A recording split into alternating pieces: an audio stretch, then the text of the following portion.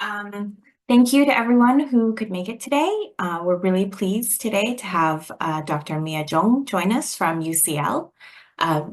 Mia is a postdoc at not UCL, at City University of London. There's a U and a C and an L in all those, right? On the ESRC project, Learning, Rethinking Young Women's Working Lives. So this project is a 3-year study exploring young women's early experiences of work, including working while studying, and how these experiences can contribute to gendered inequalities in later life. Mia is a PhD candidate in sociology and demography at UC Berkeley, at the University of California, Berkeley, the best UC, right? And she's interested in family, work, gender, and social networks. Mia is also interested in studying young full-time mothers who establish their careers as social media influencers, and she's a research member at the UC Berkeley Social Network Studies. So we're really happy to have Dr. Zhong here today, and I'll hand the floor over to her. Thank you very much for the introduction, Bernice, and thank you everyone for inviting me today. And my apology for not being able to come on campus, but thanks for making it virtually online.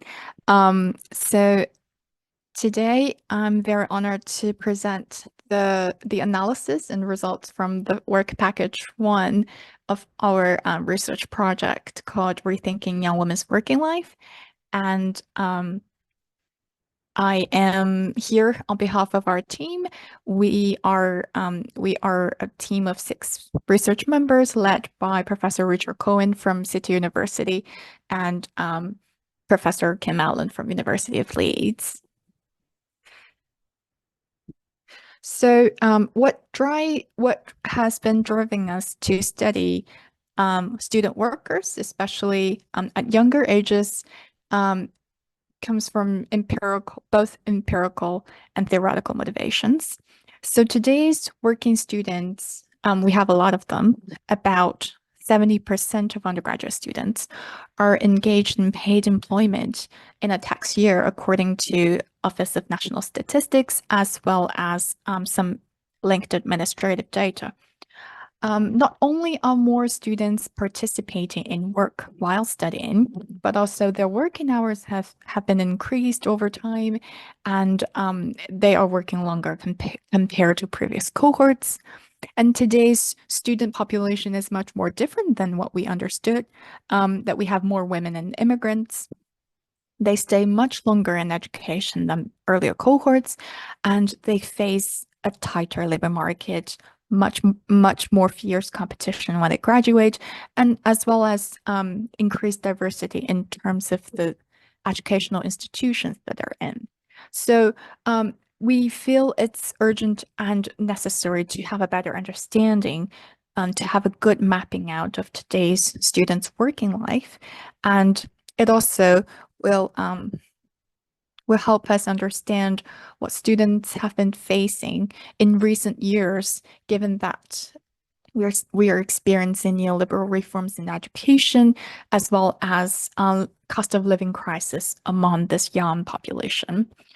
The neoliberal reforms in education has raised the financial burden on students. We have increased fees and reductions in loans, allowance, grants that are supported by the government. And also students have now chosen to work mainly because of financial reasons, that they have to navigate through the difficulties in their financial circumstances, housing, school fees, and all costs of lives when they're very young. We are also motivated by a theoretical understanding of students' behavior or action of earning while learning. It is a historical trend. Students have been doing this for a long time, and we're seeing it rising, getting more commonplace in in not only the UK population, but also worldwide.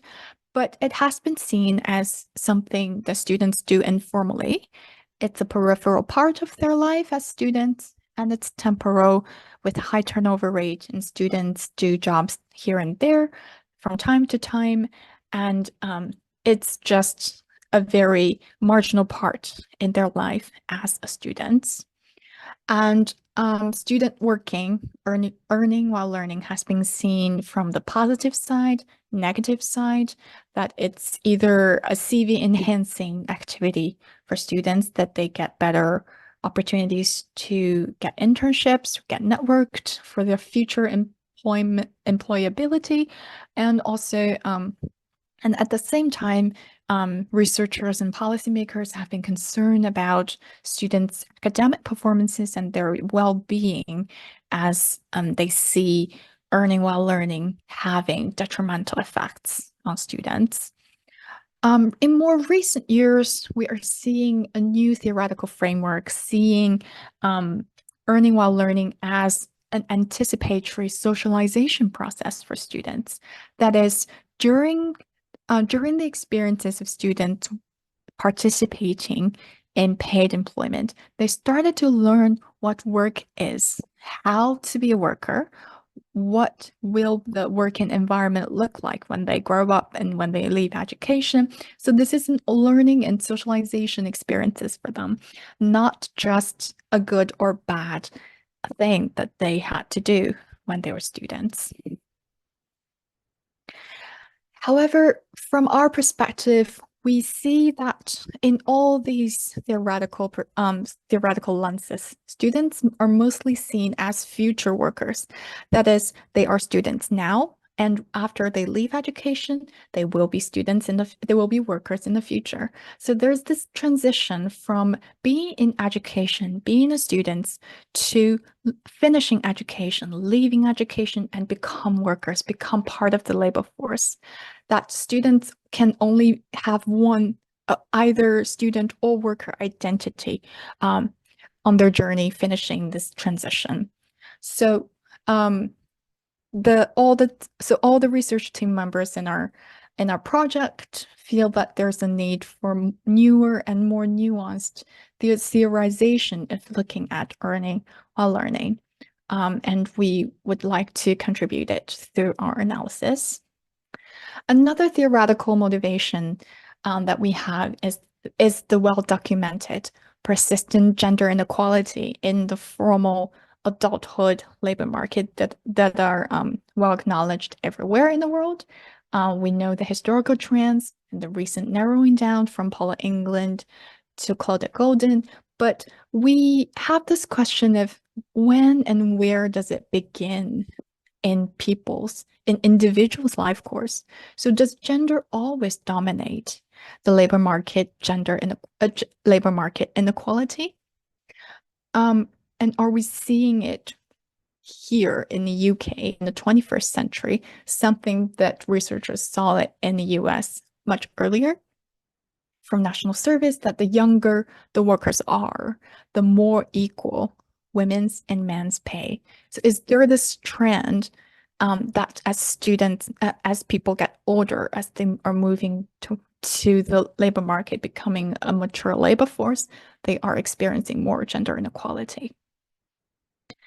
So the contribution of this whole research project that we've been working on so far come from the analysis of national UK survey data sets and also focus group interview with 90 women aged between 14 and 23 who have had earning while learning experiences in England. So our analysis show that earning while learning is a significant rather than marginal part of students' life experiences. We found concentration of student workers in low-paid sectors and insecure work, and we found gendered patterns of working tendencies, hours evident at early age. From the focus group interviews, we learned that earning while learning has value and meaning beyond pay. It's important to young women's sense of self, sense of relationships, and their understanding of work and being workers. Young women workers experience early exposure to gendered and sexual harassment, ageism, and disrespect early, and they start to learn how to composure in these experiences at an early age. And in the end, we are working on proposing this new theoretical lens to understand earning while learning by proposing a term called working life course. That is alongside young people's experiences in life course, their working experiences, they're entering and leaving the status of working, this paid employment, as well as their transitions in their education experiences. All these form the experiences of students and forms the identity of them and an important part of their life entering adulthood. Yeah, so a brief introduction of the data and methods that we use. So the main data sets that we use are from the APS survey data. And we chose the sample from all these years, 2005, 2010, 15, 19, and 22, in an effort to cover some critical moments, raise in student fee, Brexit, and COVID-19. And to give you a sense about the sample that we are analyzing, so from the APS 2022 dataset, we have about 6,600 full-time students aged between 16 and 22. Among all the respondents, and 2023 of them reported that being in employment is one of their main economic activities. And there are also two complementary data sets that we use to support some of our findings. One is labor force survey quarterly data, and the other is a survey called COVID Social Mobility and Opportunity Studies, which mainly targets at students. So these students entered year 12 in 2021 and 22 when the survey was conducted. So we're using the wave 1 data from the survey. The variables that we're looking at are the very basic and central aspects of working: employment, working hours, hourly pay, occupation, industry, and also we created a categorical variable for people's occupations that based on the gender composition of this occupation group. So we call it a female dominant occupation if in this group, there are more than 65.9% of female students. And also it's the same with the male dominant occupation. And we also create an occupation called small group occupation if we only have 1 or 2 students report doing this, and also integrated occupations, which covers the rest, and they have more balanced gender composition in these occupation groups. So today's results will be presented from 3 perspectives. The first one, we will lay out an employment profile of today's working students, and then we will talk about the gender occupational segregation among these student workers, and then talk about the pay that they receive and whether we are seeing gender inequality here in this very young labor market. So the first result that we want to present is that female students are more likely to work than male students. So this is consistent across 2 different surveys, both APS 2022 survey as well as the Cosmo Wave 1 survey targeting at year 12 students. From both survey, we can see that female students are significantly more likely to work than male students.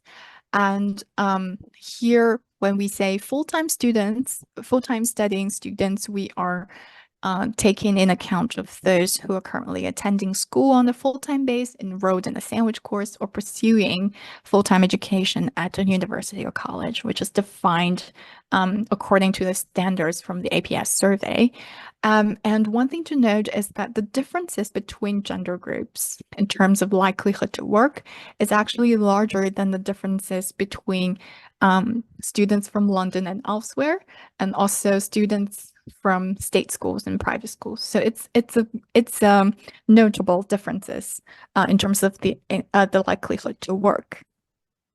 And another thing to note here is that the figures that we're seeing on this table is much smaller than the 70% figure that I mentioned at the beginning. So that came from analysis from student income and expenditure survey as well as linked text data. So that take into account a lot of work and paid employment that students do that are not reflected in the survey questions and their answers. So we are largely underreporting the likelihood to work here. And so this is something to remember when we interpret these results. And this differences between female and male students is consistent across age groups if we break down the age groups of these young student workers, and also it's consistent across the years. As students, as we're talking about older student groups, so age 21 and 22, between ages 23 and 29, in general, students are more likely to work than younger students, and this trend has increased over time from 2010 to 2022. And another simple but important notable result that we had is that we found about 40% of students reported that they had been in the same job for a year or longer. That is to say that they had a pretty stable job tenure while being a student. This is showing that for a sizable portion of students, work is not a very trivial temporal and activity with high turnover rate. Instead, it's a pretty sustainable part of their life that they've been in the same job for a year or longer. And as we go to analyze the working hour distributions among full-time students, we are breaking down the likelihood to work chart by the hours of work, the hours reported by student workers. And we can see that most students work relatively low hours, so under 8 hours, between 8 and 16 hours, so the lightest two gray bars take the largest share across genders and across years. However, when we take in account when we take into account of how many days students work, we found that just under 50% of students work for 3 or more days every week.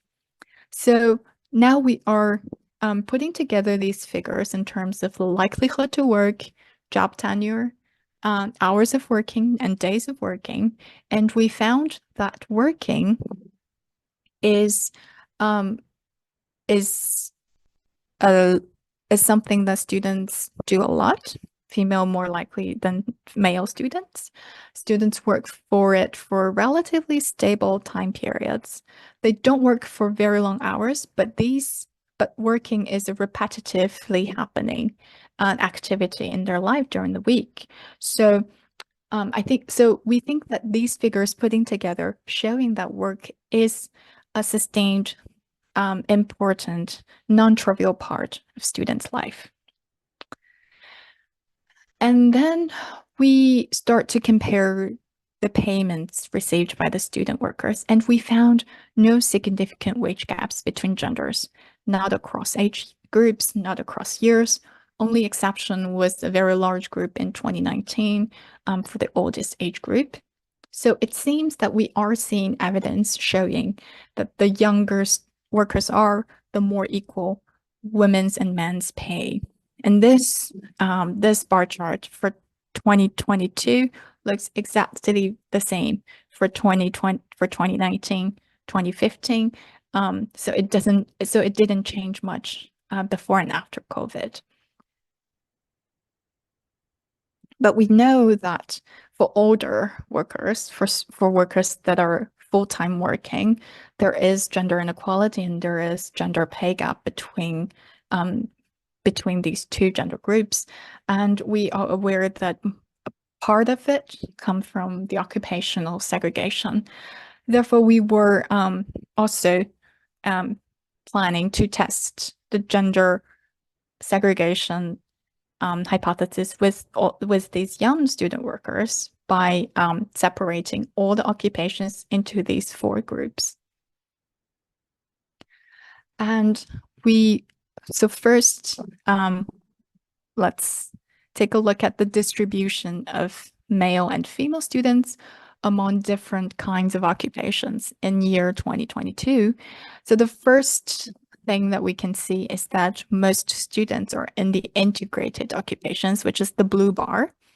And especially for the young age groups between age 16 and 17, most of students are just doing integrated occupations. And as we move across the age groups, as the age groups move and grow older, we can see that proportions of students in female occupations and male occupations increased. And also we found that there's this growth in the little purple bar underneath.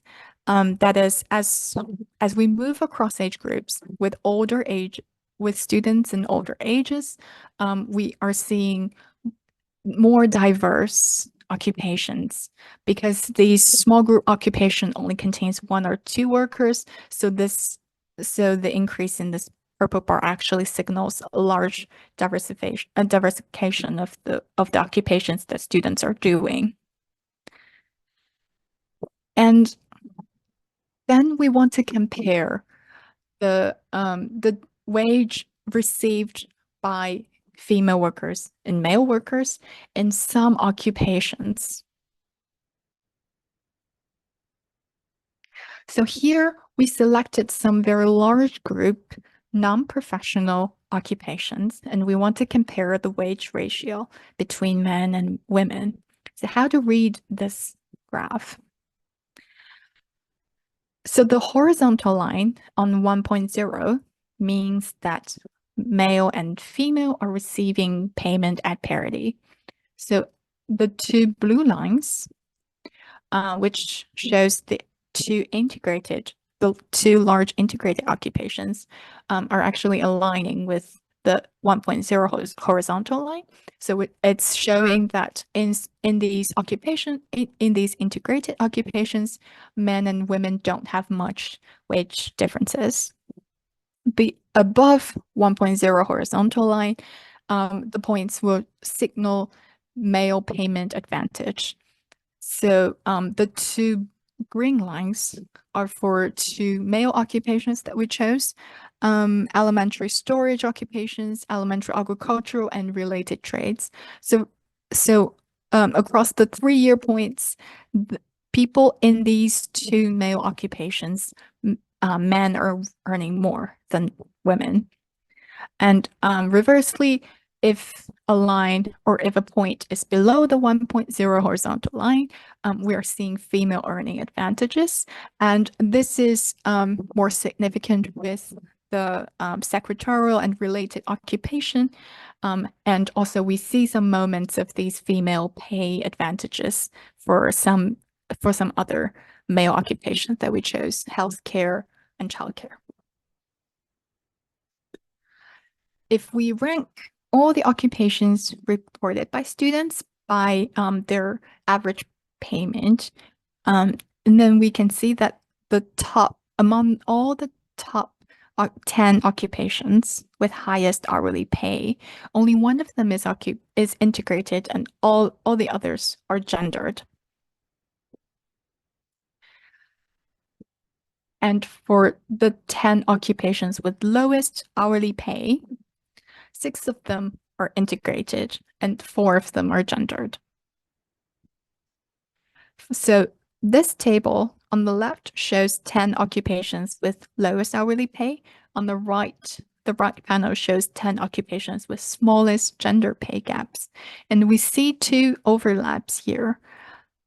Occupation 711, which is sales assistants and retail cashiers, and occupation 926, which is elementary service occupation. These 2 groups are taking a very large proportion of students among all student workers, and at the same time, they're very low paid, but has the highest gender equality. So what we're seeing is that we actually see 2 most clustered occupation groups over time consistently offering the lowest pay, which is lower than minimum pay level in 2022, and it has the smallest earning disparities between genders. which largely explains this graph, the figure 3 that we saw earlier about we found no significant gender pay gaps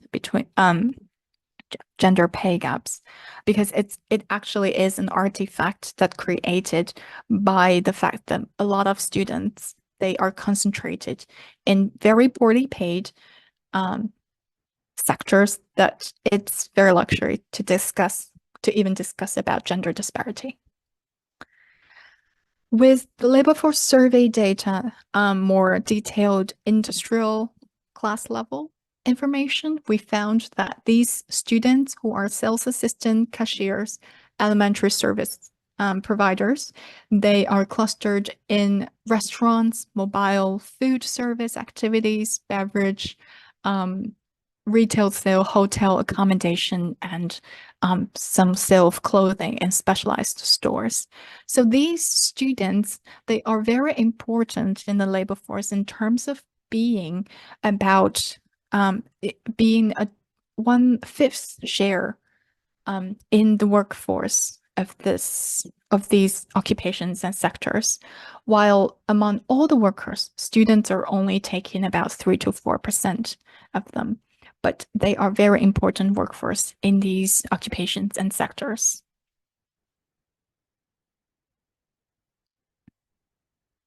So I think to conclude what we found in our quantitative analysis from work package 1 is that we see a double burden of students when they are engaged in paid employment. They are facing the work situation with low paid nature and also gender nature when they're working. A large share of students work in a couple of integrated occupations, low paid, at the same time have high levels of gender equality. So this leads to the artifact that there's no overall gender pay gaps among student workers. This may, however, still be within occupational gender differences that emerges from work package 2 of this research project. Older students, they are more likely to work in gender-segregated occupations. So some of these occupations may offer gender pay advantage as an incentive for sex-typical employment. Women are more likely than men to work while studying, and this has been consistent over time, persistent across age groups, but is especially prevalent among school-age students. For many, working while studying is relatively a long-term, stable, and regular, non-trivial aspect of their life. There are a lot of limitations of our analysis, mainly come from constraints and data sets that are available to us. So not all student works is visible in this quantitative analysis, in the survey data that we have. For example, babysitting, help for family business, seasonal work, holiday work. We are not able to capture these kind of economic activities with the data that we have. And also when it comes down to income information, we have a lot of missing data. And also APS does not have good weight variables for 2005 and 2010 for some variables. And also when we get down to very fine-grained level of occupation analysis, then we are facing very small group size problem. So the future current work that we are doing right now is to expand this analysis to longitudinal data sets. Next steps and also our future, we would like to analyze individuals' transitions through education, apprenticeship and training, work, and non-work or need status across ages 16 to 25. And we want to identify the patterns in young women and young men's transition and how do they differ from each other and when does diverge start. And also we want to analyze the continuity between working while studying experiences and post-study work experiences and outcomes, including do they stay in the occupation that they've been doing, earning while learning? Do they move to more gender segregated sectors? So these are the analysis that we plan to do with longitudinal data sets in the next step. Thank you very much for your attention today. And yeah, I'm happy to discuss if you have any questions.